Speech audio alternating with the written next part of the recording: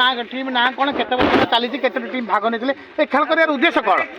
এটা হচ্ছে সুংরা volley team তারপরে এটা হল 14 বর্ষ হল সুংরা ভলি টিম টুর্নামেন্ট চালিছি এটা 14 বর্ষর লাস্ট ম্যাচ লা আদিরে 8টি টিম ভাগ নেইଥିଲେ ଆଉ ଏ ଖେଳର ଉଦ୍ଦେଶ୍ୟଟା ହେଉଛି ଆମେ ଟୋଟାଲ ଅଲ୍ ଇଣ୍ଡିଆକୁ ଆମେ ଗୋଟେ ନ୍ୟୁଜ୍ ଦେବାକୁ ଚାହୁଁଛୁ ଯେ ଆଜିକାଲି ଯେଉଁ ଯୁଗରେ ଚାଲିଛି ହିନ୍ଦୁ ମୁସଲିମ